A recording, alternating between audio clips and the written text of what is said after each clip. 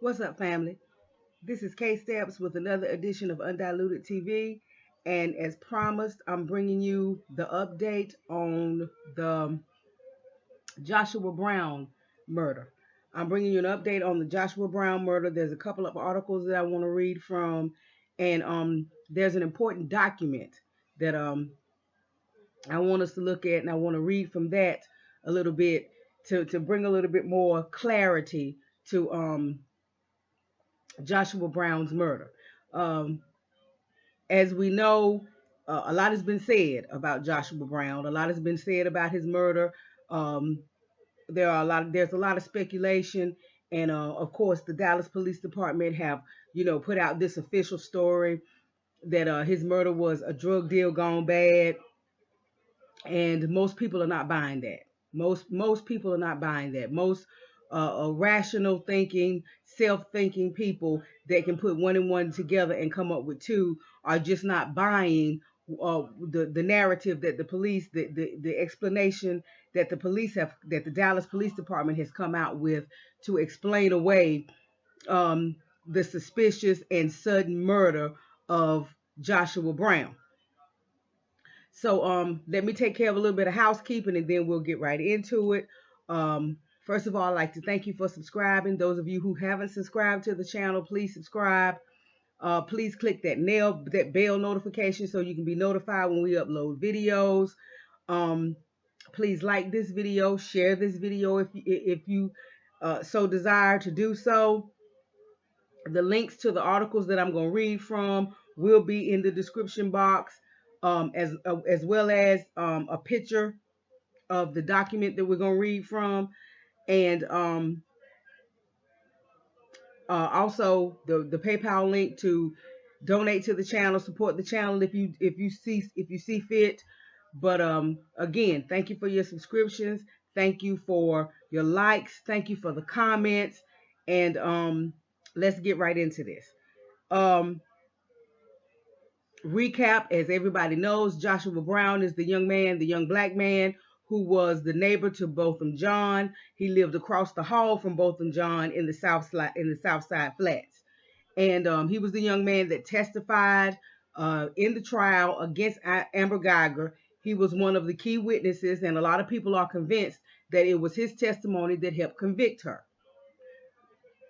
As it has all come out, Joshua did not want to testify. He did not want to testify. He did not want to get that deeply involved. And he actually left and moved to California. Well, he went to California. Now, whether he actually moved there to be a permanent resident, he went there to keep from testifying. We know that much. And by threat of going to jail, they got him back to testify in the trial against Amber Guyger. Of course, she was found guilty of murder of Botham Jean, and she was sentenced to 10 years, which we still don't agree with because her sentence should have been a whole lot harsher. But we've already went into all of that about her sentence and about, all the stuff that was played out in the courtroom, all the stuff that was used to show sympathy for her and to show leniency to her and forgiveness and mercy and all of that. We don't went into all of that. So that's part of the reason why the sentence was so low. And that's also part of the reason why we got police officers now just shooting people standing at their windows in their homes. So, but anyway, let's get back to Joshua. And just 10 days after he testified, and just 2 days after the Amber Guyger trial was over, Joshua was suspiciously, unexpectedly shot dead in the parking lot of his new apartment complex, because he had moved out of this not long after Botham Jean was murdered. He had moved out of the South Side Flats and into the Atera Apartments. And the Atera Apartments is an upscale apartment complex. It's a gated community. So you don't see a whole lot of random shooting and drive-bys and and drug deals and all of this kind of stuff going on in parking lots and all of this kind of stuff, because this is an upscale community. It's a gated community. And as we've already discussed in previous videos, that's the reason why people move into gated communities. They move into gated communities for that extra security. For that, because it's lack of access. People, just everybody, just random people don't have access to those communities because those communities are gated. And when you live in a gated community, there are only two ways that you can get in. Either you have access, either you possess the access code to get into the gate, or you are buzzed in by somebody that, a lot of these upper scale gated communities have a security at the gate, and you have to be buzzed in. They have 24-hour security, and you have to be buzzed in. So they either have to know you, or you have to have some way of identifying yourself and identifying the fact that you live in this gated community. So there's a lot that they're saying that went on in this gated community on that particular night, if we're to believe that it was a drug deal gone bad, if Joshua's murder was the result of a drug deal gone bad. There's a lot that we've got to believe about just the fact that it was a gated community. These people just sped away after shooting him. You know what I'm saying? Like I've said before, what was somebody standing there holding the gate open for them so that they could get into all of this and do all of this shooting back and forth and all of that, and then just jump in their vehicle and speed away in a gated community. Now, if they went there to meet Joshua, for this drug deal to go down in the parking lot of this gated community, then okay, he probably let them in. If we're going, okay, let's say that we're trying to believe this narrative that the Dallas Police Department has handed us. Okay, well, yeah, Joshua buzzed them in. You understand what I'm saying? Or he drove in and they drove in behind him, or whatever the case may be. Just saying that Joshua would have been the one to give them access to the community. But by the time they get ready to leave, Joshua is laying on the ground dying. They've got Jaquarius, who was supposedly the young man that Joshua shot. They've got Jaquarius Mitchell in the back seat of the car with a gunshot wound to his chest. So he's bleeding and maybe bleeding out or whatever. So, they've got to hurry up. They've got to speed out of here. Okay, but what access do they have now? Because they no longer have access from Joshua, because Joshua is laying on the ground shot. So again, unless Joshua gave them the code, the access code to use at the gate, or maybe at this gated community, they did have a security somebody there to buzz you in and out. Okay, well, unless that person, okay, and why would that person buzz somebody out when you just had gunshots ringing out in the apartment complex? So yes, yes, common sense would tell us that maybe Joshua was the one that gave them access in, but how did they get out? How did they get out of this gated community to speed away?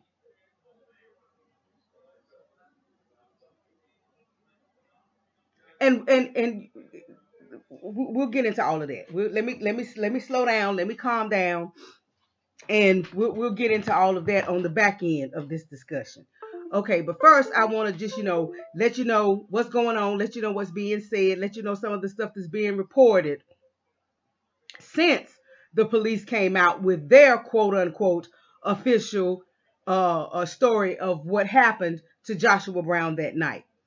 Now, this is an article from News One, and it was written by the News One staff, and it was posted October 10th, 2019. So this article is about 5 days old. And it says, Dallas media tries to twist Joshua Brown's criminal record in death. He was killed 10 days after testifying in the Amber Guyger murder trial. Joshua Brown was shot and killed on Friday night, and it appears the powers that be are trying to criminalize him as much as possible in his death. Well, that sounds about right. Yeah, he's a black man, and you know, and he was a black man that was getting some sympathy, and you know, and his death was causing was causing some outrage, and was causing people to ask some questions and to question some things. So you know, once they came out with this whole drug dealer scenario, the next thing was, you know, now we got to make him look like a criminal. We've got to make his life fit our narrative. It's not the narrative fitting his life. It's not the story fitting his life. Once they came out with that story, a drug deal gone bad, then they had to do what they needed to do to make his life fit the narrative. Now, the 28-year-old's criminal record has gone public, which he was already candid about during Amber Geiger's murder trial. WFAA reports through obtained court documents that he was arrested 5 different times across cities in Texas. The arrests include drug possession, evading arrest, theft, and having an illegal firearm. In 2017, he was clearly trying to make a change for the better and wrote to a judge, "I am praying when that date comes and I am discharged that I can put the whole series of events behind me and start on a clean path." As the attorney for the Joshua Brown family, Lee Merritt points out, he was open about his past. Merritt wrote on Twitter, "Local media is now reporting Joshua Brown had an extensive criminal record consistent with the end he met as relayed by the Dallas Police Department investigators. Here was Joshua's criminal record in his own words, discussed under oath and subject to cross-examination. A drug kingpin it does not make." And then the article has the picture of Lee Merritt's tweet. And basically all he's saying is that on the stand, Joshua's criminal past and his run-ins with law enforcement had come up on when he was on the witness stand. And he was candid about all of it. He admitted to all of it. And because he was a witness for the prosecution, the defense had every opportunity to cross-examine him. They had every opportunity to try to attack his credibility. They had every opportunity, you know, to try to criminalize him or whatever the case may have been, to keep his testimony from being credible. And they would have had, let's be clear, they would have had this information prior to opening arguments, because this is the kind of information that comes out in discovery. The prosecution has to let the defense know the people that they're calling as witnesses, just as the defense has to let the prosecution know the people that they plan on calling to provide testimony. So during discovery, the defense would have known that Joshua Brown was going to be a witness.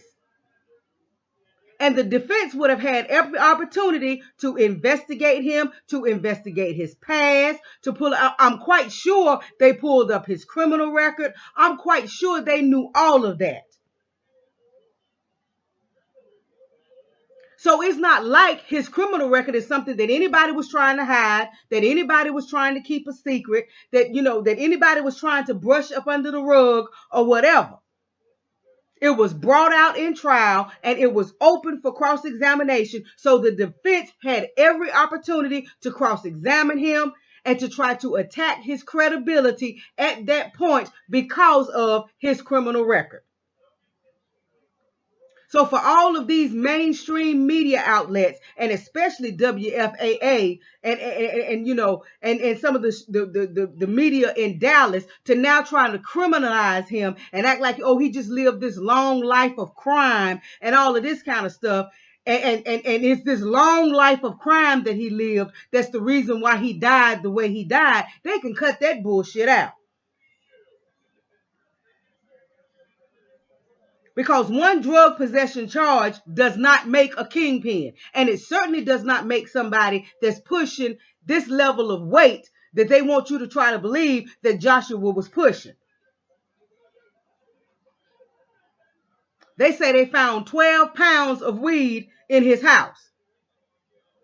They confiscated 12 pounds of weed in his house, plus 149 grams or whatever of those little THC cartridges that that you use in the vapes or whatever, however you use them things.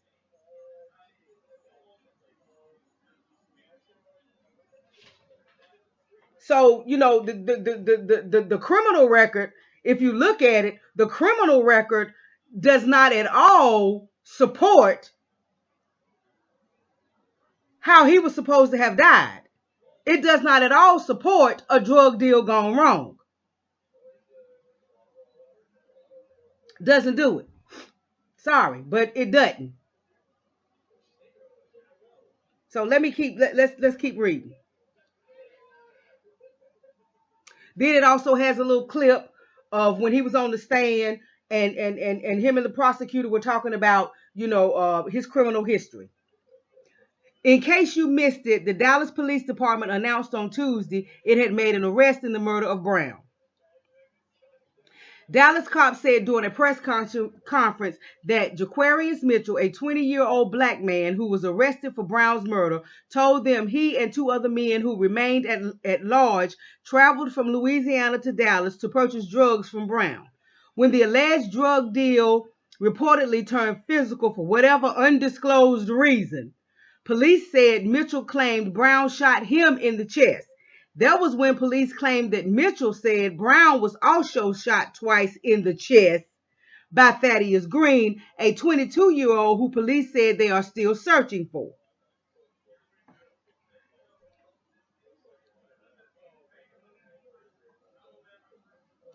Police failed to present any proof of any alleged drug deal.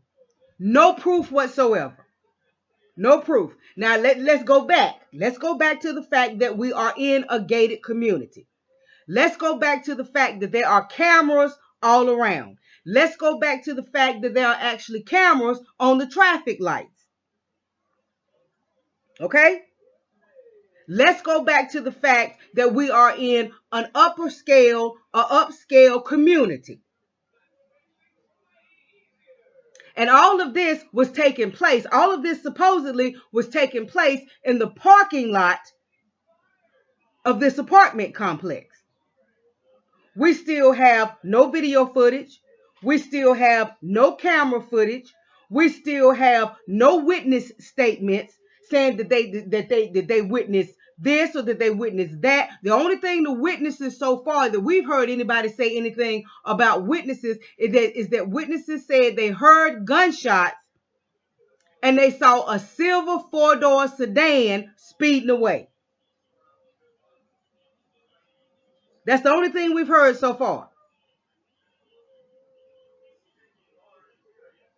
That's it. But you have to understand the context of what really happened. You have to understand that these folks met up in this parking lot to have this drug transaction, to do this drug deal, right? Supposedly, Thaddeus Green, that's the 22-year-old, is the one that had the connection with Joshua Brown. He's the one that set the deal up with Joshua Brown from all the way down in Louisiana. So Thaddeus gets out the car to go talk to Joshua. Well, for whatever reason, and again, undisclosed reasons, the police can't tell us what they were supposed to be arguing about, or why things went wrong, why there was an argument and a physical altercation all of a sudden, or whatever. But anyway, supposedly when Thaddeus Green and Joshua Brown got to talking, the talking turned into an argument which escalated to a physical confrontation between Thaddeus Green, the 22-year-old that they still have not found, and Joshua Brown. Well, to listen to this and to listen to the official Dallas Police Department narrative, Jaquarius, who is still in the car, steps out of the car. Now that there's this physical altercation going on between Thaddeus Green and Joshua Brown, he steps out the car. Okay, well, Joshua stops long enough. Now remember, him and Thaddeus are now fighting. So there's this physical altercation going on between Thaddeus and Joshua.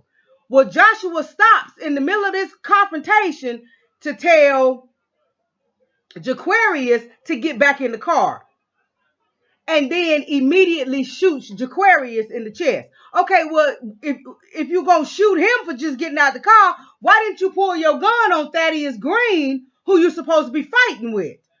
Who you're supposed to be having this physical altercation with? If you have a gun, why didn't you pull it on the one that you're having a physical altercation with?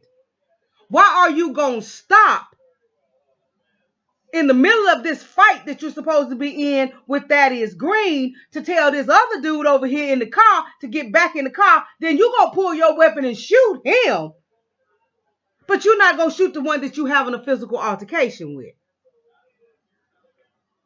Makes no sense.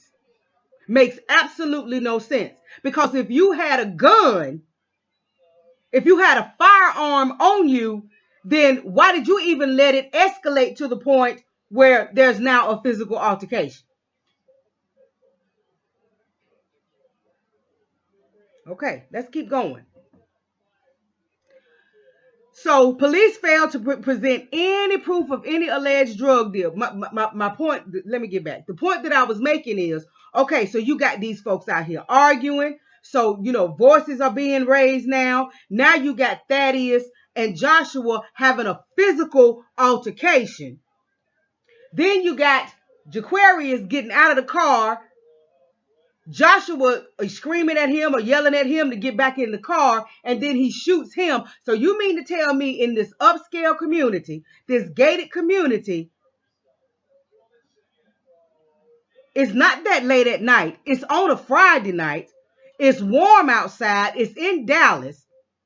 So you mean to tell me that you don't have anybody out and about that's noticing all of this commotion? Especially once voices started being raised and people started fighting and all of this. But we have no witnesses that came forward and said that they heard any raised voices, that they heard anybody arguing, that they witnessed anybody having any kind of physical altercation. The only witness statements we're getting is that they heard gunshots and they saw this silver sedan speeding away from the scene. That's it. No video footage, no camera footage, no nothing. And no evidence that there was ever any kind of drug deal going on. No evidence whatsoever. Okay, police failed to present any proof of any alleged drug deal, aside from cops' claim that they confiscated 12 pounds of marijuana, 149 grams of THC cartridges, and $4,157 in cash from Brown's apartment. Okay, where's the footage of that? Where's the video footage of that? Where's the video of them going into his house and pulling and confiscating all of these pounds of marijuana and all of this drug paraphernalia and all of this stuff and money and all of that? Because if you think about it, usually when police make a big drug bust, and this would have been, if they had really found all of this, this would have been classed as a drug bust if he were alive. But usually, they put out the pictures, and on the table they have all the drugs and the guns and the money and all of this kind of stuff that they confiscated out of this person's house, or out of this person's business, or out of this warehouse, or whatever. They usually have pictures of it, showing it all laid out on a table somewhere. Where are the pictures of all this stuff that you confiscated out of, that you supposedly you took out of Joshua's house? Where are the pictures of it? Where's the video of you going in? Now, there is a picture out there of the search warrant they obtained from a judge. Okay, it's easy to get a search warrant. All you have to do is say that, you believe that there's this and there's that and all of that. You come in as a police officer or whatever, and you say that you've had tips that this person is doing this or this person has that or whatever, it's easy to get for y'all to get a search warrant. But there's no proof, no evidence whatsoever of all of this drug stuff that you claim you took out of this man's house. Why didn't you take pictures of it in his house when you were getting it out of his house? Why didn't you take pictures of it when you got it back, to the police department to put it in evidence or whatever? Why are there no pictures of all of this stuff? Because we see those pictures all the time. When police talk about they raided this or they searched this and this is what they found, and we see all of these pictures of, like I said, all these drugs and guns and money and all of this kind of stuff laid out on tables where they went in and they searched, and this is the stuff that they confiscated. But we don't get that in this case. All we get is we're just supposed to take their word for it. Okay, and if the drug deal was supposed to go down in the parking lot, again, why is all the weed, since supposedly these people drove 300 plus miles, 4.5 hours to carry, for this drug deal to go down so they can purchase all of this weed? Okay, but then why is all the weed in the house? Why was there no weed found in Joshua's car? There was no weed found at the scene of the crime. Nothing. And where is the report of gunpowder residue on Joshua's hands? Because Joshua supposedly fired a weapon. Supposedly he shot Jaquarius.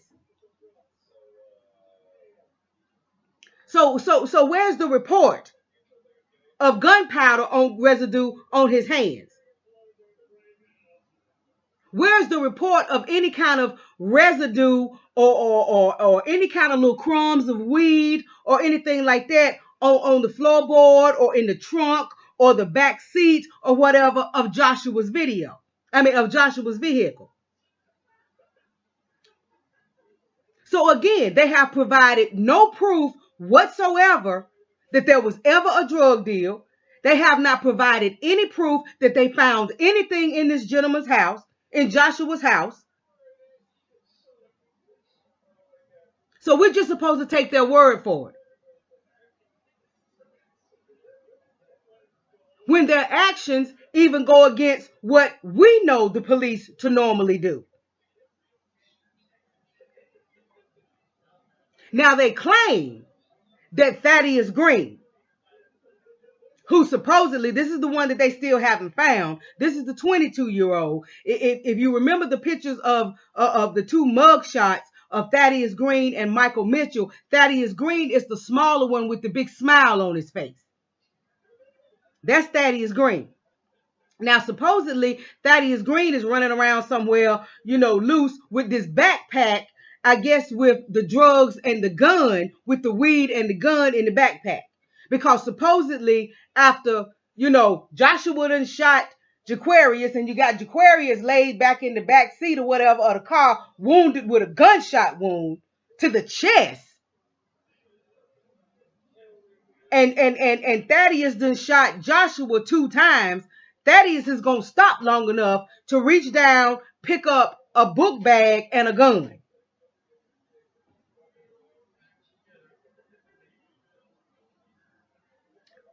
So the one that they still haven't found is the only one with any real evidence that any of this is true. And if they find him today or tomorrow, they can always say, well, he got rid of that. He got rid of the backpack. He got rid of the gun.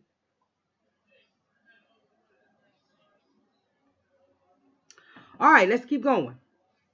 It was also unclear why Brown, fresh off of the witness stand during a high-profile murder trial, would decide to take part in a drug deal while his name and face was so readily recognizable. Dallas police conveniently did not address any of that. We've already talked about this. And just think about it. Now, you lived in the Southside Flats, across the hall from Botham Jean, in an apartment complex with at least one police officer that we know for a fact, Amber Guyger. And they say that there were other police officers that lived in Southside Flats, because Southside Flats was like 2 blocks from the police department. The police department was walking distance from Southside Flats. It was like 2 blocks from Southside Flats, the police department. So we're supposed to believe that Joshua Brown conducted all of this drug dealing under the noses of the Dallas Police Department. And he was able to keep his drug dealing under the radar for however long while he was living in Southside Flats. Okay, so you were able to keep this low profile. You were able to keep, your illicit drug dealing and all of this kind of stuff out of, away from the police. You were able to, to stay under the radar and all of that. You managed to still stay under the radar even after you became a witness in one of the most high-profile cases of the decade. You know what I'm saying? A white police officer has been charged with murder for killing a black man in his own home. Even after you are shot in the foot and you are a part of a shooting where somebody actually gets killed, you are still able to maintain your low profile. You are still able to keep your drug dealing away from the police. Even after these police officers know that you are now slated to testify against one of their own, and how important your testimony is going to be, you are still able, even though you are now under a microscope, you are still able to keep your drug dealing ways away from the Dallas Police Department. Well, somehow or another, you managed to make it through this trial. You make it through this trial. She's been found guilty. She's been sentenced, and the trial is over. You have now become one of the most recognizable young black men in America, if not the world. And your name is known all over everywhere. You certainly can't go nowhere in Texas and be unrecognized. But you done made it this far. You done got away with selling drugs this long. And then all of a sudden, you're going to decide 2 days after this trial is over, it's still fresh in everybody's mind. Why? Because people are still talking about it. People are still talking about it because of that whole display that Botham Jean's brother and Tammy the Mammy and that whole display that they put on in that courtroom, it's still fresh on everybody's mind. Her sentence being so low is still fresh on everybody's mind. People are still outraged. People are upset. People are not satisfied. So it's still fresh on everybody's mind. But you couldn't wait a week. You couldn't wait a month. You couldn't wait 2 months to set up this major drug deal with 3 folk from Louisiana that you don't really know, that you don't know anything about. And then you're going to set it up to do it in the parking lot of your own apartment complex. You're going to set it up to do it in the place where you live. You're going to invite 3 unknown people that you don't know anything about to your home. Because that's basically you inviting them to your home to do a drug deal. Just 2 days now after this trial is over. Come on now. Come on now. We got to believe that Joshua, we got to believe that he has been that smart that long. And then all of a sudden, he had a brain fart. All of a sudden, all common sense just flew out the window.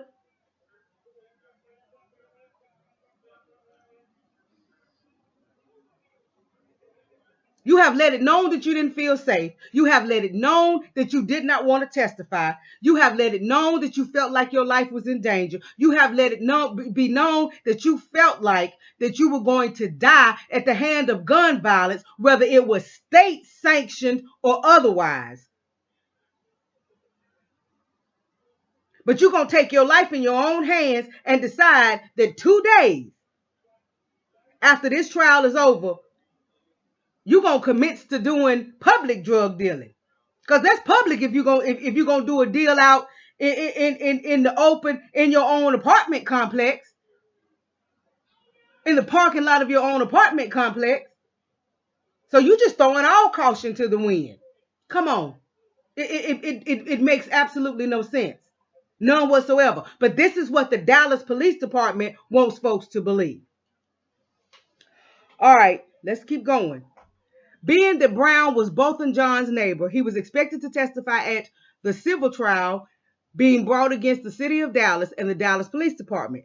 With the elimination of Brown's witness testimony that many people credit for Geiger's conviction, the Dallas Police Department now has a better chance of defending itself in court whenever the civil suit begins.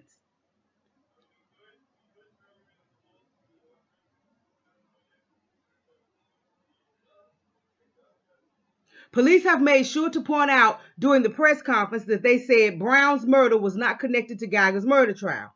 Clearly, there are many reasons why people are skeptical of the Dallas Police Department and why there should be an independent investigation into his death. Okay, now that's that article from News One. Now let's get to the next article from News One. It touches on some of the things that we just read, but it expands it. And it talks about the latest move that's being made as far as Joshua Brown's murder campaign, murder case. Okay, let me get back up here to the top.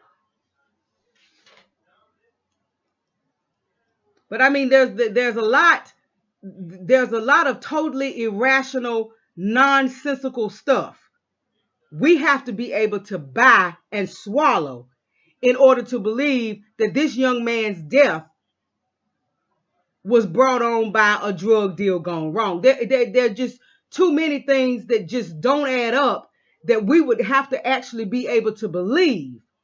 Just really embrace to be able to believe the narrative that the Dallas Police Department is pushing.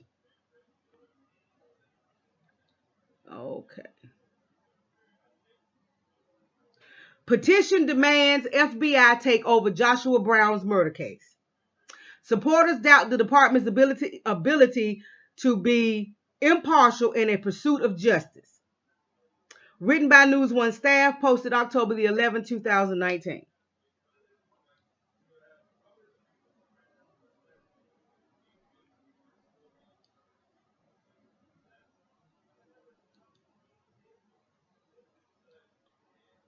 People remain suspicious of the Dallas Police Department after Joshua Brown, who testified against Amber Geiger in her murder case, was killed earlier this month.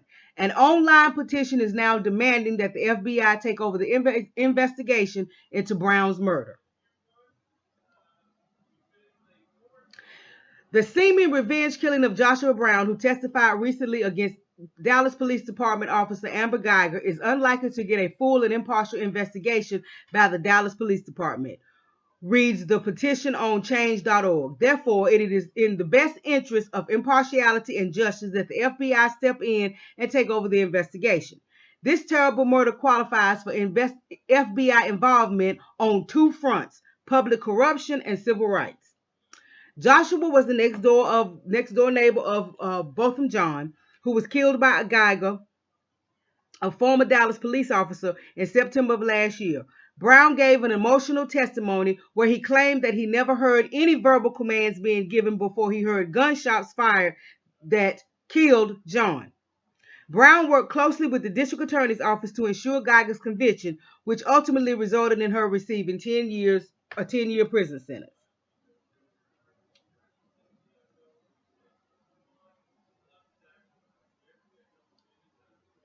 But then, just days after Geiger was found guilty of murder, Brown was shot and killed on October the 3rd. Dallas police announced Tuesday that it had arrested Jaquarius Mitchell, a 20-year-old black man who reportedly told cops that he and two other men traveled from Louisiana to Dallas to purchase drugs from Brown. When the alleged drug deal purportedly turned physical for some undisclosed reason, cops say Mitchell claimed Brown shot him in the chest.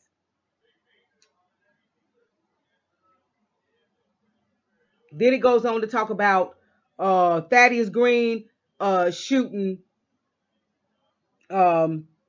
supposedly shooting Joshua, and he was still at large as of Friday afternoon. Michael Mitchell, 32, was the suspected getaway driver in the Friday incident. He was arrested at a Louisiana motel on Tuesday evening, according to NBC News. The police have yet to present any evidence. There we go again, talking about, no evidence, talking about why Brown would participate in any kind of drug deal, when he was still fresh off of this high-profile case.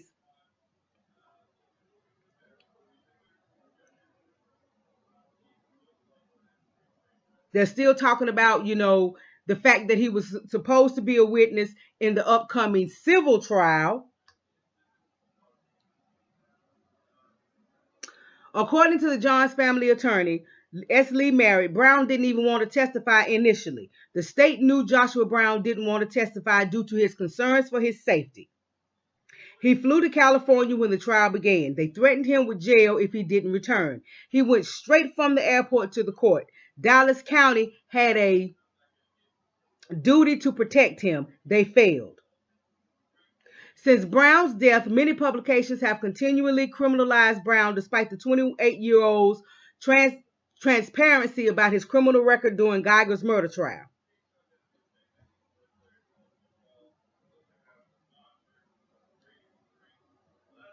Many people, including those behind the Change.org petition, are not convinced that Brown's murder wasn't connected to the Geiger murder trial.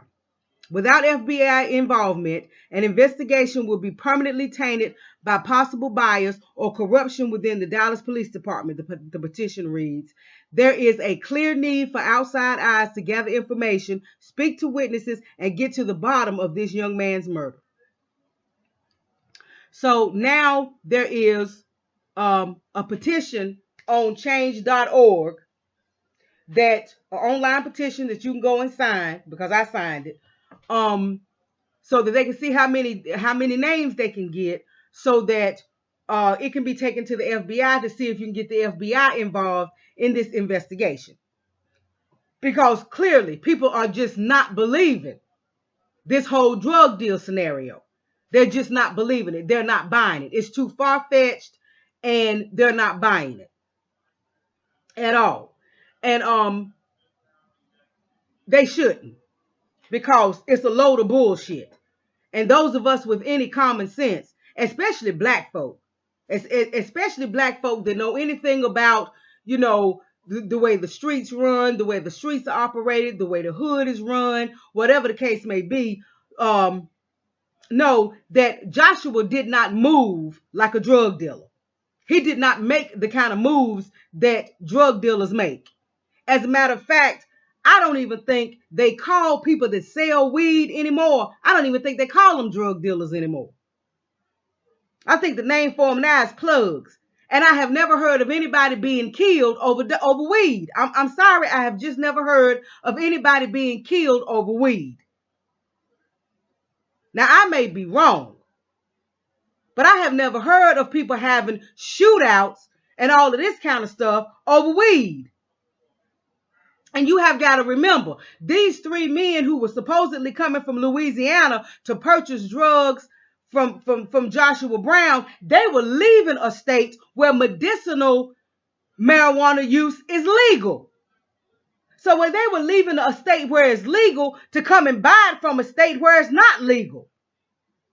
And then once they got it, if they were supposed to be quote unquote drug dealers or whatever you want to call them, once they got it back to Louisiana, it would have lost a lot of its street value. Why? Because street value goes down in places where it's legalized.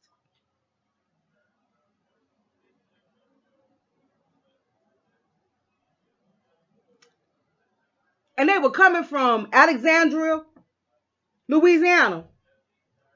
Alexandria, Louisiana is not one of the most prominent places for black folk. You know what I'm saying? Now you got a few, but most black folks live in pretty much in poverty in Louisiana, just like they do all over the United States. So you mean to tell me we got three black men who have churched up enough money to buy some weed? You understand what I'm saying? But on top of that, they have to church up enough money to buy gas to travel all the way from Louisiana to Texas and back again. Because it's not like they're going to live in Texas. So they got to have enough money to get to Texas, buy the dope, and then get back to Louisiana. And they do this passing by all of these other cities that are much, much closer to them. So they in Alexandria, Louisiana. So they're going to pass all by Baton Rouge. They're going to pass all by New Orleans. You can get anything in New Orleans you want. Anything you want in New Orleans, you can get it. Shreveport. These are just the places that they pass by right there at home in their own states where it's legal. Round trip, they're going to travel over 600 plus miles, over 9 hours to go get weed from a place where it's not legal. And it's not like they were going to sell it there. I'm sure they had every intention, I'm assuming, of bringing it back to Louisiana. Again, it loses its value. It loses its street value once it gets back to Louisiana because it's legal in Louisiana. Medicinal anyway. Black folks are not traveling hundreds of miles to buy weed. I'm sorry, that's just not, we don't do that. We're not traveling hundreds and hundreds and hundreds of miles to buy weed.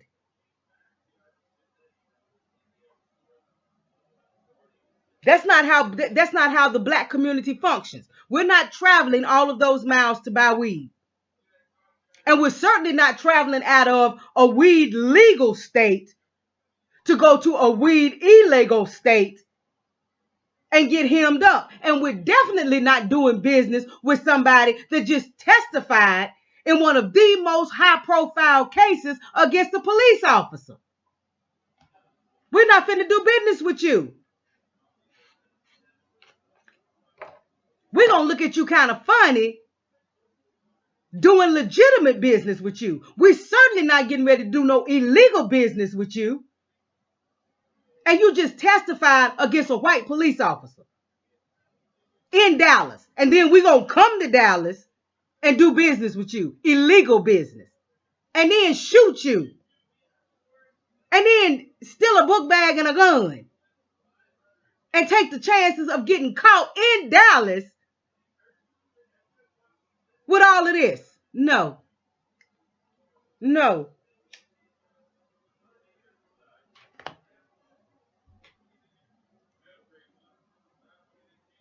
Now, for it to make sense, for it to even begin to start making any kind of sense, we need some kind of proof of a connection between Thaddeus Green and Joshua Brown. Because earlier reports that came out during the press conference and earlier reports that came out from the Dallas Police Department, Thaddeus Green was supposed to be the one that set this whole thing up. He was supposed to be the one that had the initial contact with Joshua and set the whole thing up. Okay, well then, why haven't the police produced any text messages, any phone records, anything that they can show the public that says, see here, this is the proof that Thaddeus Green and Joshua Brown knew each other. This is the proof that they had contact with each other prior to what happened on that Friday night, October the 3rd.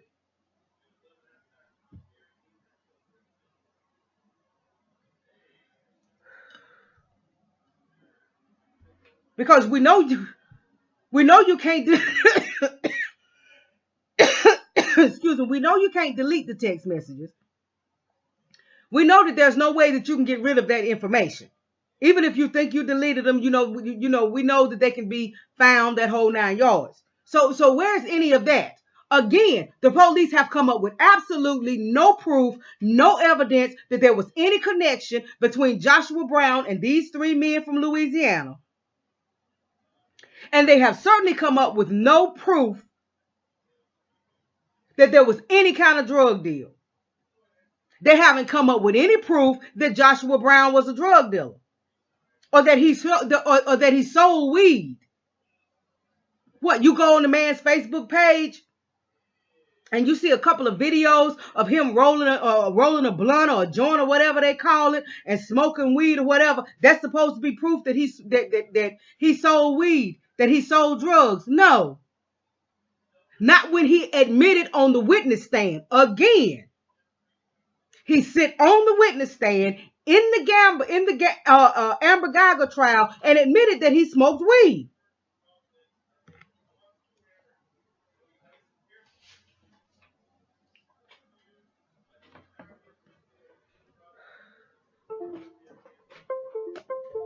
Admitted it. So you got to make a big jump. That's a huge leap to say that because somebody smokes weed, they automatically sell it. I drink beer, but I don't sell it. There are people that drink alcohol, but they don't sell alcohol. There are people that drink Coca-Colas, but they're not walking around selling 2-liter Cokes. So just because you consume something does not mean that you sell that thing.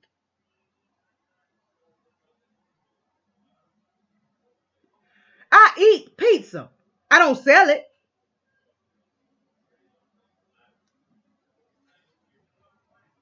So just because Joshua Brown smoked weed, that don't mean he sells weed.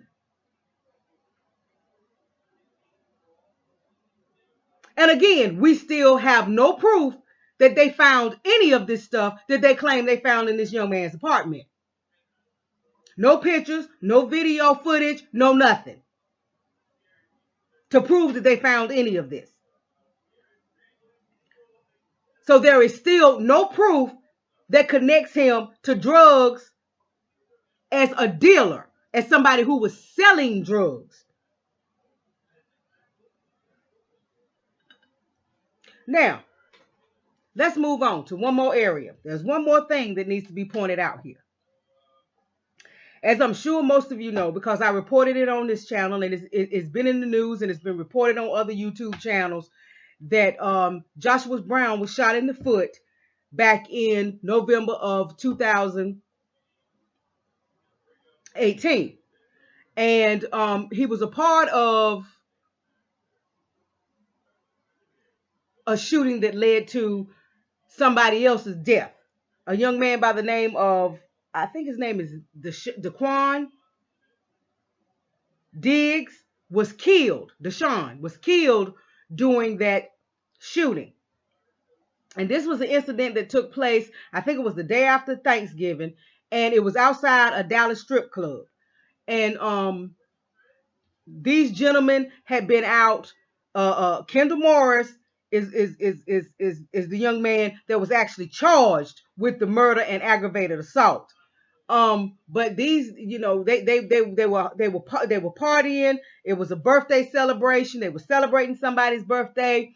They were partying, and the young man that got killed, Nicholas Diggs, actually was with the other group at first. He was actually with Kendall Morris and this other young man that remains unnamed, unidentified.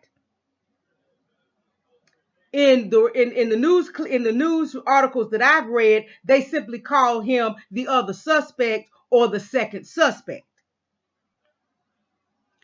And they were all out, partying, birthdaying, jumping around from club to club.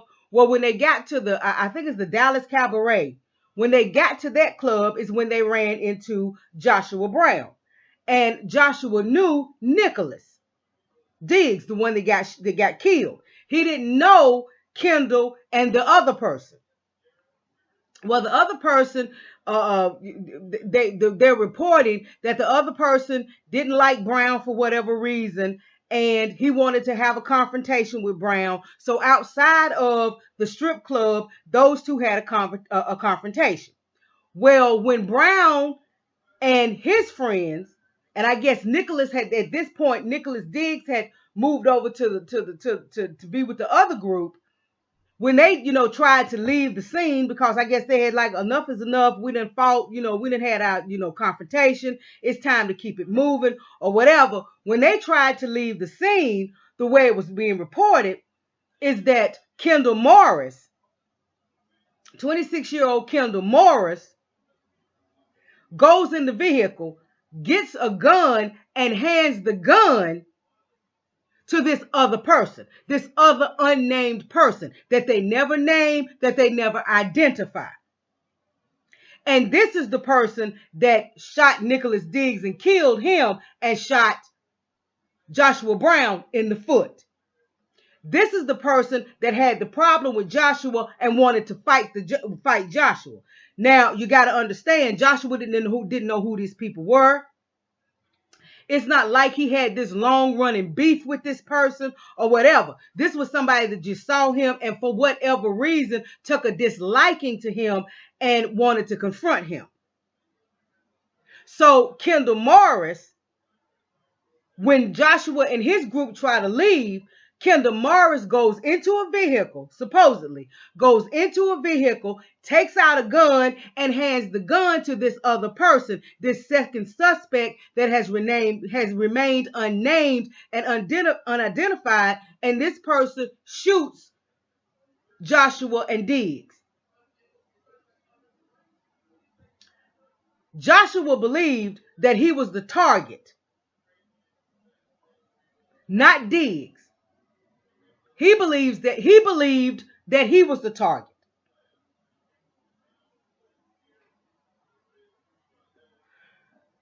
There's a statement that Lee Merritt made on one of his Twitters or one of his many television appearances, where he said that Joshua believed that he was the actual target of that 2018 shooting.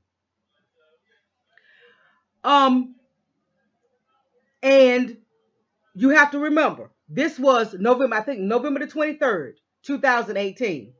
So this comes 2.5 months. I've already talked about this in another video.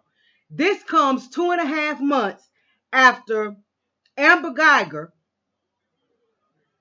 because she shot Botham Jean September the 6th, 2018. They arrested her, I believe it was either September the 8th or September the 9th of 2018. They arrested her and charged her with his death.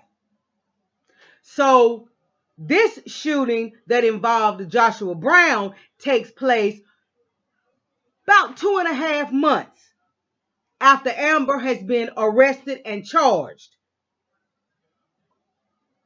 for killing Botham Jean. Okay, that 2.5 months would have been enough of time for the police. They're investigating. The police are talking to witnesses.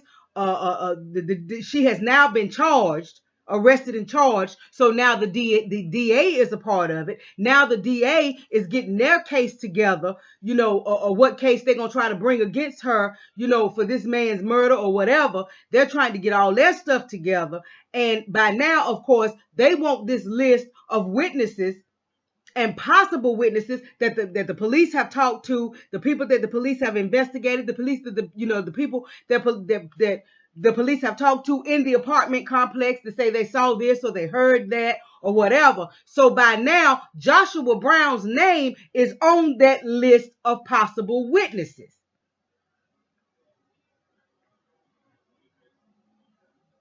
Now, the police probably know exactly what he would testify to, exactly what he would say on the stand, because I'm sure they've questioned him more than one time. I'm sure they know what he thought he saw, or what he thought he heard or didn't hear, or whatever. So the police already know. And the police already know that this young man is actually the neighbor to Botham Jean. That this young man actually lived right across the hall from Botham Jean. Because you got to remember, by now it's 2.5 months after Amber has been arrested and sentenced. Arrested and charged with Botham's death.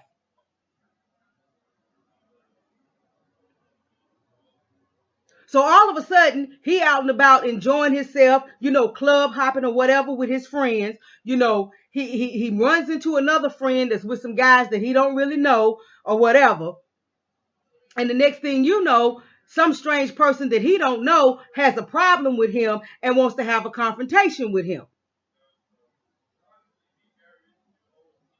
So after that supposed confrontation is over and supposed to be done with, him and his friends try to leave. And the next thing you know, this Kendall Morris dude is pulling guns out of cars and everything. And he's not the one that's doing the shooting. He's handing the gun over to somebody else to do some shooting. And in all the reports and all the articles that you read about this incident, this other person, this second suspect, is never named. Never named, never identified, and has never been caught. Well, tonight, I bring to you that second person's name.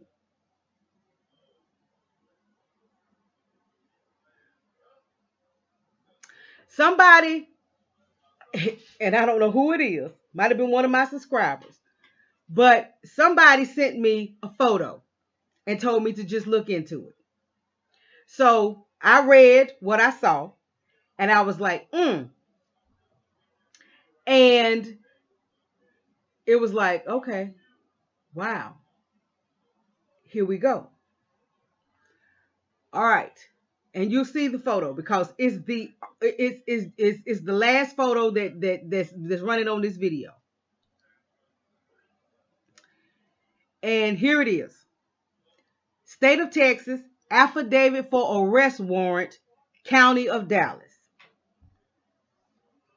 Before me, the undersigned authority on this day personally appeared the undersigned affiant who, after being duly sworn by me on oath, stated, "My name is Detective E.L. Parker, and I am a peace officer of the city of Dallas, Dallas County, Texas. I, the affiant, have good reason and do believe that on or about the 23rd day of November, 2018, one, name of suspect, Kendall Deshawn Morris, did then and there in the city of Dallas, Dallas County, Texas, commit the offense of murder, a violation of section 1902 of the Texas Penal Code."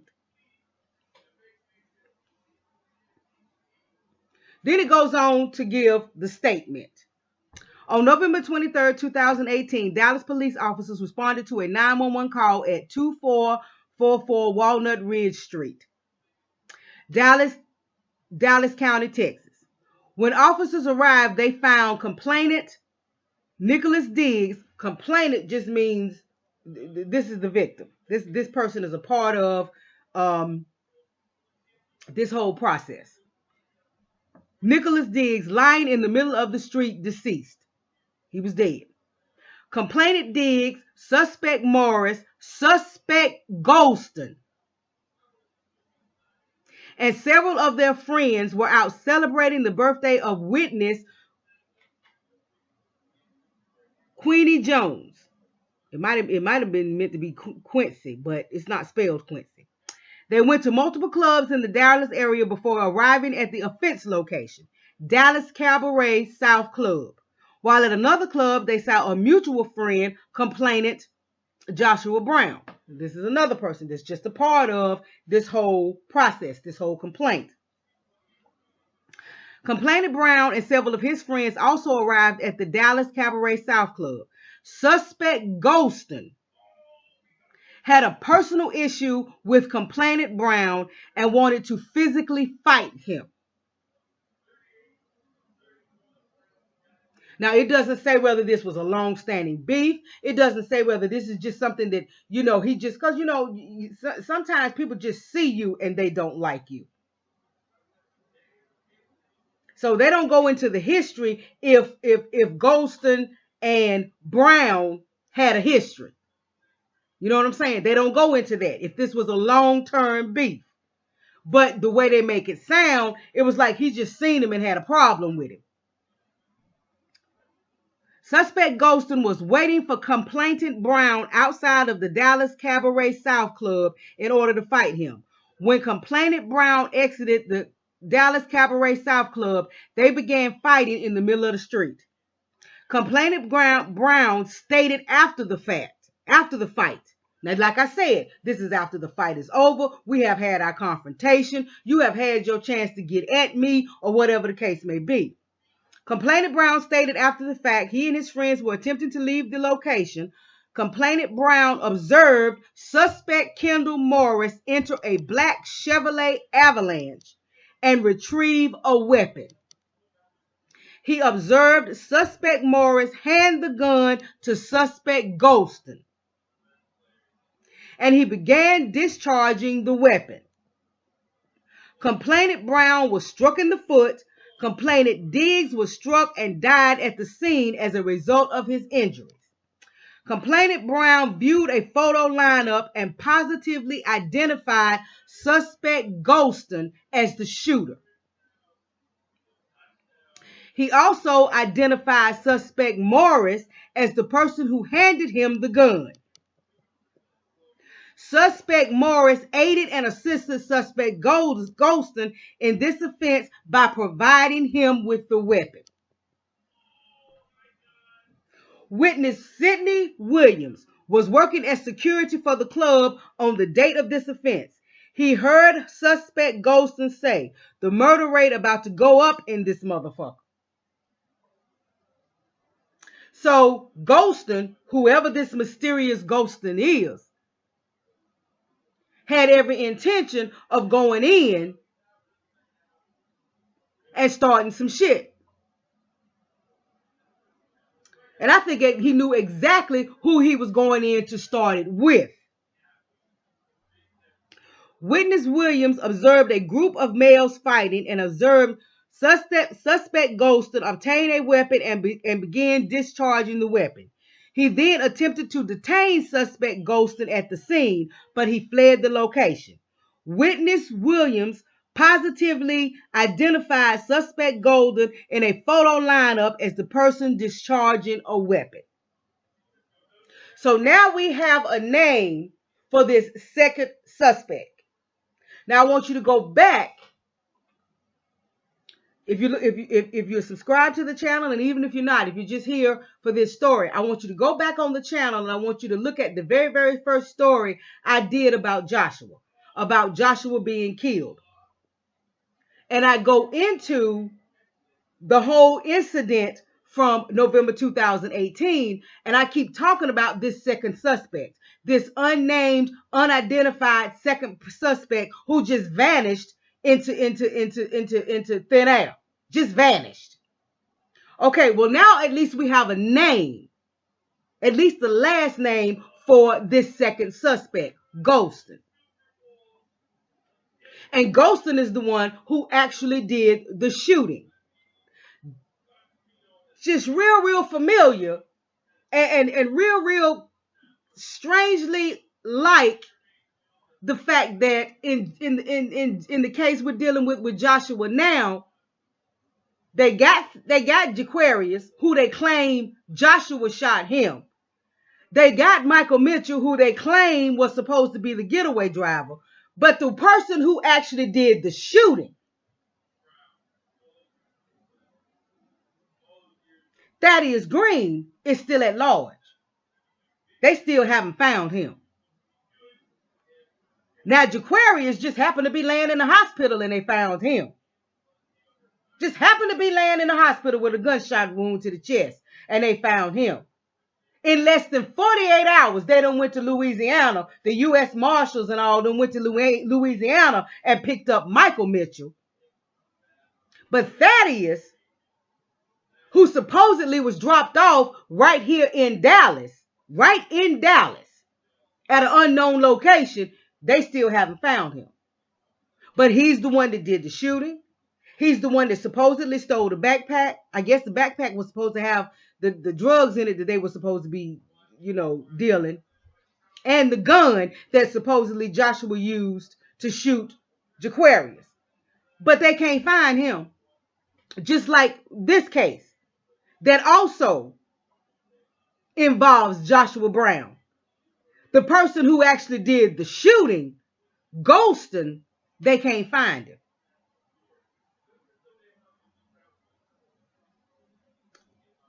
And what kind of investigation did the news organizations do that somebody else could find this?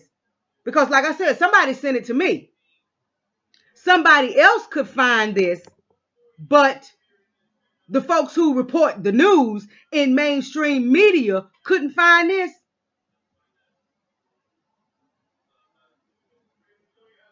So they're still not naming this second suspect. They're still not naming this person who actually did the shooting on that night, November 2018. They're still not naming this person. He's still unidentified. Why? When Joshua Brown knew who he was, because they say Joshua Brown picked him out in a lineup. Then they say Sidney Williams, who was a witness, who was working security at the club that night, turned around and picked the same person in a lineup. So it's clear somebody knew who he was. So why is this Golston person being protected?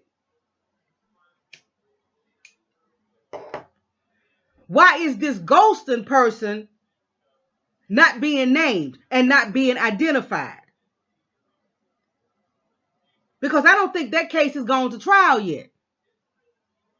Because they charged Kendall Deshawn Morris, that's the 26-year-old, and you may have seen on my channel, I think I've got a picture of him on the channel. If not, you'll be able to see a picture of him in the article that's linked in the description box of that particular video. You'll be able to see a picture of Kendall Deshawn Morris. Okay, they charged him with murder and aggravated assault. Because he's the one that supposedly went in the vehicle, got the gun, and handed the gun off to this Golston dude. Okay, well, who is this Golston person? We've heard nothing about him. But he supposedly was the actual shooter on that night. He actually killed Nicholas Diggs and shot Joshua in the foot.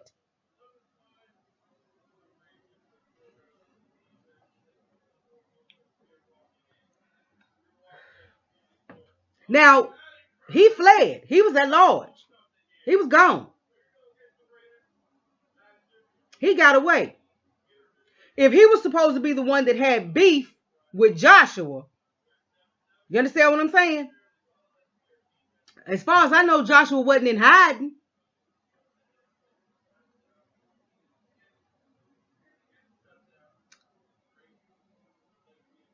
As far as I know, he wasn't in hiding nowhere. So if it was just beef between this dude and Joshua, you understand what I'm saying? Then why did this guy not just take Joshua out?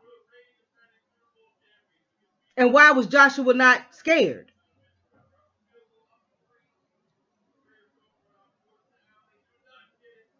Or maybe this is who Joshua feared. Because remember, he said that he was afraid that he was going to lose his life to gun violence, whether it be state sanctioned or otherwise.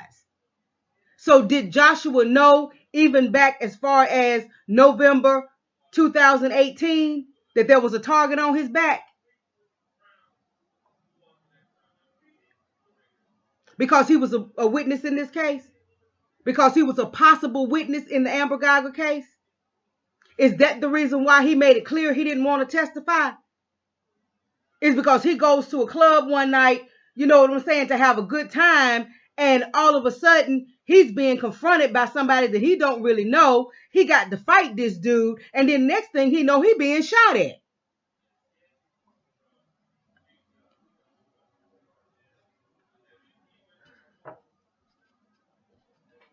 Now his actions don't appear to show that he was afraid of anything prior to this, because he club hopping. He doing what young men do on a weekend. He club hopping. He with his friends. He enjoying himself.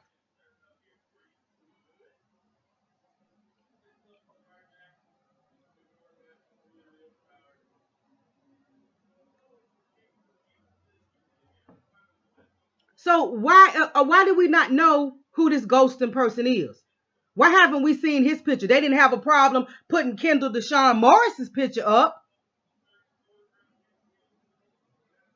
It's obvious the police know who this person is because he was pointed out twice in a lineup by Joshua Brown and by this witness, Sidney Williams.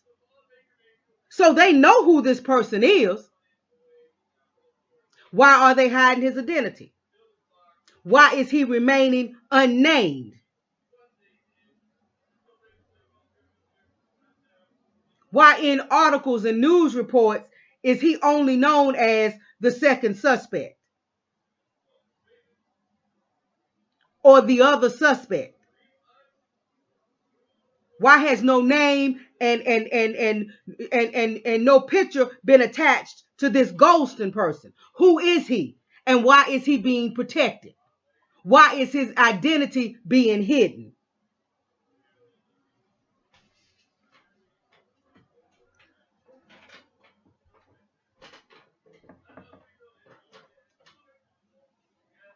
Still hadn't been caught. He's still at large.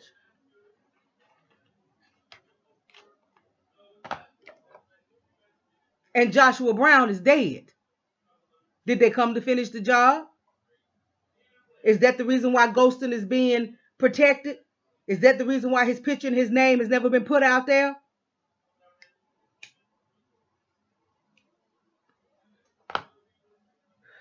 Which takes us back to Kendall Morris, a 26-year-old black man who has been charged with murder and aggravated assault, getting only a $250,000 bond. A black man now, where they do that at? Where do they do those kinds of bonds at for black folks that's been charged with murder and aggravated assault? You got a body on you now, and you aggravated assault,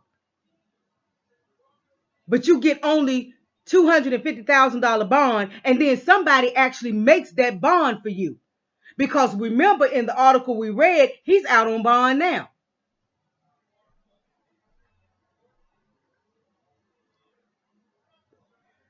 So you give this gun to this ghosting dude for him to do the shooting.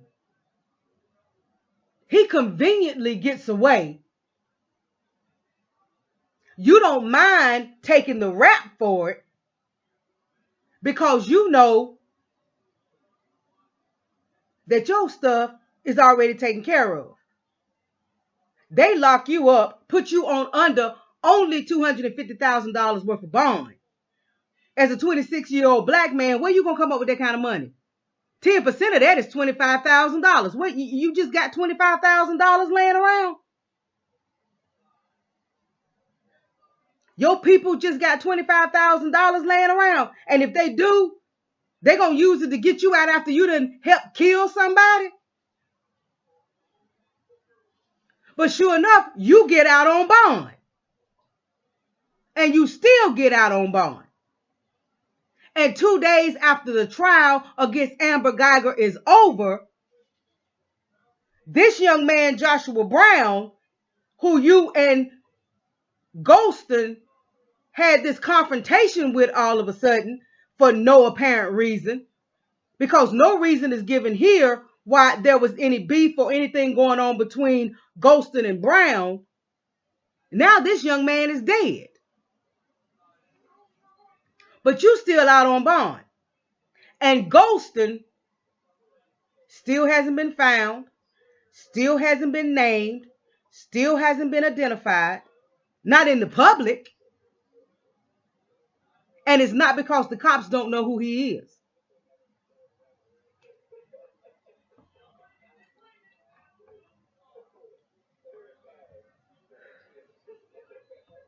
So was that whole thing at the club a setup? Was that whole thing at the club a setup? Was Joshua really the target?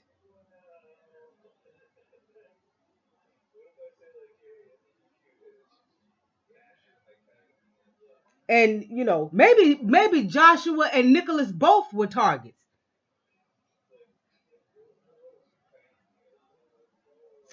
Maybe Nicholas, because see, Nicholas started the night out with Morris and Golston.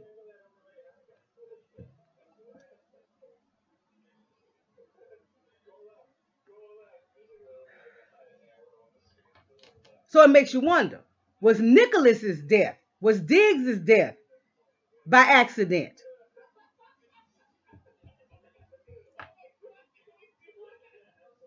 Or did they just shoot and kill the wrong person?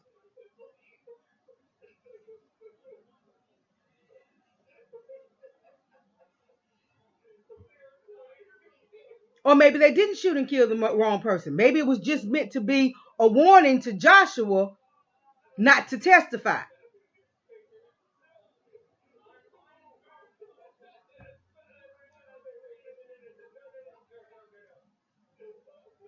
But either way, it breathes of a setup.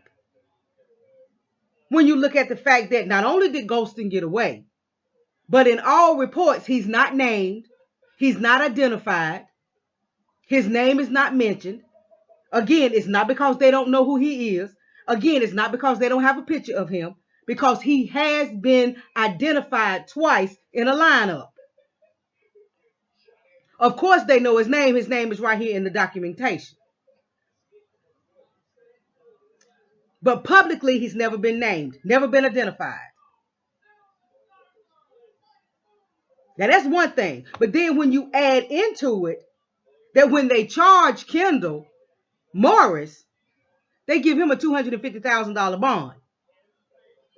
Black man, murder and aggravated assault, $250,000 bond. And he gets out. And he's out now. And Joshua is dead.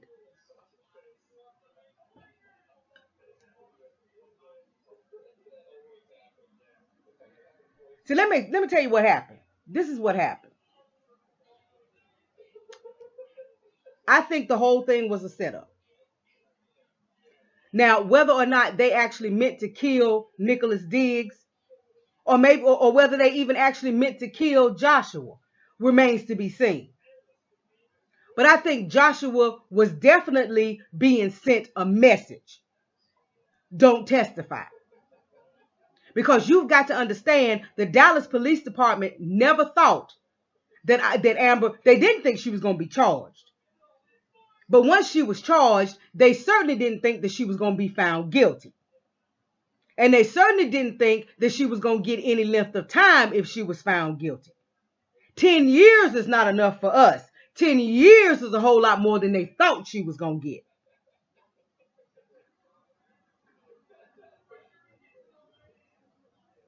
That's the reason why Joshua is dead. Because he testified, and not only did he testify, but it has been said that his testimony was key in getting her convicted.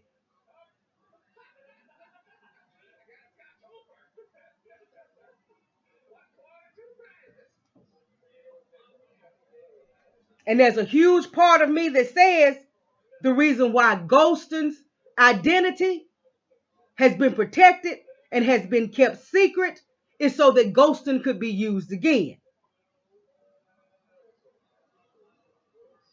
Now, whether Golston was used again in the murder of Joshua Brown, who knows? Because we got 3 patsies that they plan on taking down now for Joshua's murder. Jaquarius Mitchell, Michael Mitchell, and Thaddeus Green if they ever find him. Which, of course, again is suspicious. You can find the other 2 with no problem.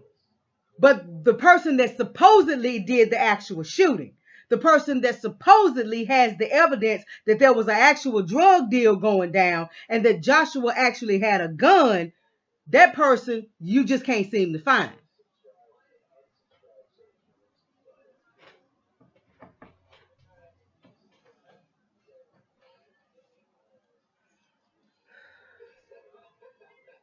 Now, by all means, stop the video, expand it if you need to so that you can read this affidavit for arrest warrant for yourself. And you'll see that this second person has clearly been named. But if you go back and you look at the articles from that time, if you look at the articles from November, December 2018 that talk about this shooting that Joshua Brown was involved in, where he was shot in the foot, they do not name the second suspect. They do not name the second. They do not name the second suspect. They don't name him. They don't identify him. They give you no clues, no hint to who this second suspect is. They don't even act like they know who the second suspect is. But as we see here, clearly, they knew who he was. They knew his name. They had seen his picture. They have his picture because he was in a lineup.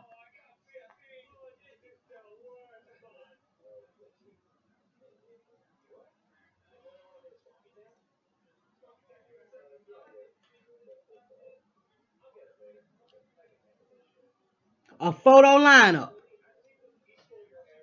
You know, not a physical lineup. Let's not get that twisted. A photo lineup.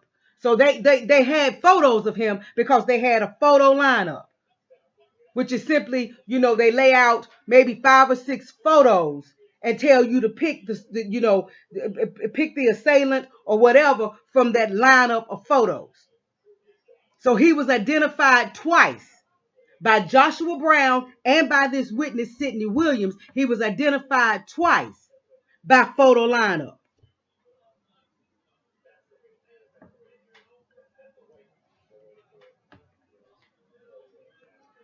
So that clearly lets you know that they have pictures of this man. They know who this person is. But yet this person remains unnamed, remains unidentified. Like I said, in any article that you read, from that time, or anything that you read that pertains to that incident where Joshua Brown was shot in the foot outside the strip club, is still an unknown. And you've heard nothing else about it in the media. You've heard nothing else about it. The only reason why it came up now is because Joshua was murdered.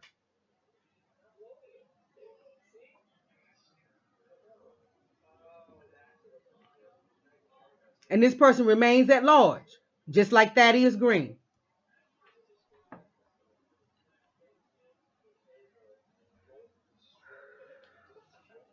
Just like Thaddeus Green. Just vanished. Poof! Vanishes into thin air. And both of them were supposed to be the supposed shooters. Both of them are murderers. They got everybody else. But the main characters have just disappeared into thin air. And Joshua Brown, the one thing that they both have in common, is now dead. 2 days after the Amber Guyger case is over and she's sentenced to 10 years in prison.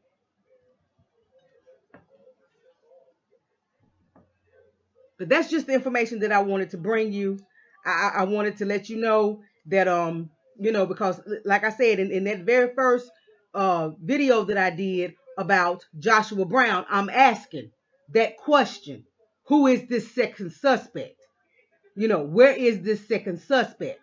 Why is this person not being named? Why is this person not being identified? How did this person just vanish into thin air?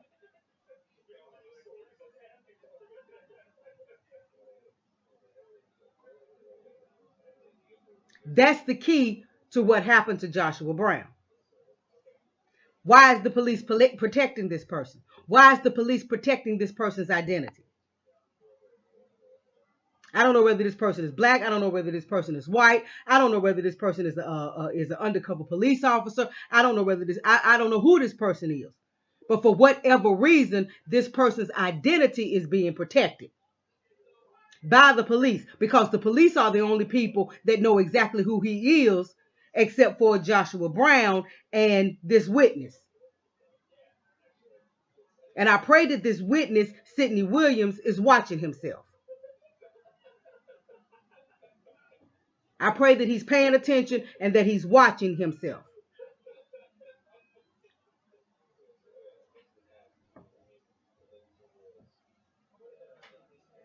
Again, why did this young man, Kendall Deshaun Morris, get such a low bail? $250,000, murder and aggravated assault. Black men get more bail than that on an aggravated assault charge alone.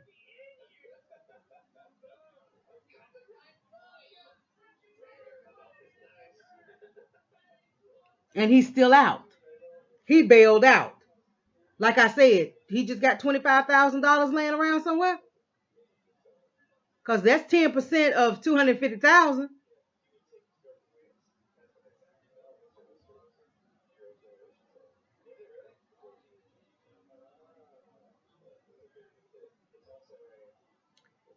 And if it was a grudge between them, or if it was beef between them, or whatever, you mean to tell me Ghostin couldn't get to Joshua before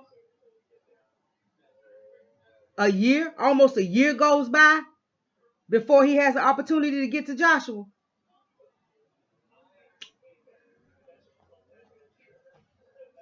Or is that when Joshua started fearing for his life? Is that when Joshua realized that there was a target on his back?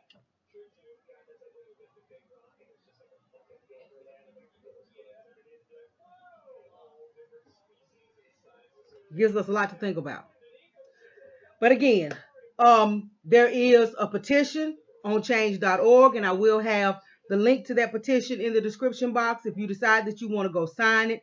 But there is a petition where they are asking that the FBI come in and investigate Joshua Brown's murder, because the Dallas Police Department is just, nobody's trusting it.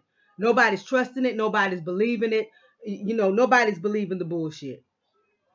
So the link, of course, to the articles that I have read from will be in the description box. And I think it's Afro Synergy is a young man is a video channel that is talking a whole lot about some of what's going on. And I think that's where this particular picture of the affidavit for arrest came from. I think it came from Afro Synergy. I think that's where they got it from, and made sure that I saw it, that I got it, so that I could bring it to this channel. So whoever did that, I sure do appreciate it. If you want to make yourself known, please do. But again, thank you, because I looked for something like this. I looked for any documentation that I could find on this, and I couldn't find anything. I couldn't find anything. So this was, this was, to me, this was the universe saying, yeah, you need, this is the direction that you need to go in. And so please go to Afro Synergy and check out their videos, because I think he has a couple of videos on the whole Joshua Brown thing, and he may be coming at it from a different angle. I'm not sure, but I think he has a lot of videos on the whole Joshua Brown thing. So But again, all of this information will be linked in the description box. You know, read these articles, go to the change.org petition if your heart leads you to do so. And you know, let's stay vigilant. Let's stay on code. We have got to stay on code. Though those of us who are not on code, we got to get on code. Let's stay after these politicians. You know, let's hold on to our vote until somebody talking with some sense, until somebody talking about a black agenda that includes taking care of some of this that's going on with this law enforcement and all of these killing of innocent black folks. It's got to stop. And us just talking about it is not going to work. We've got to get some of these folks out of office and let them know we mean business. We mean business. If you can't help us, we can't help you. If you can't protect our lives and our livelihoods, then we can't protect your life and your livelihood. You know, we've got to be all about us right now. There's been enough of us, you know, championing other people's causes, you know, and speaking out on behalf of other groups and speaking out on behalf of what they claim they're going through and all of that. No, it's all about ADOS right now. It's all about foundational Black Americans. So let's stay vigilant. Let's get on code. Let's stay on code. Let's keep our eyes and our ears open. Let's be ready at the drop of a hat to defend and to protect ourselves. To defend, protect ourselves, our neighborhoods, our communities, our children. We got to do it because ain't nobody else going to do it for us. Ain't nobody going to do it for us.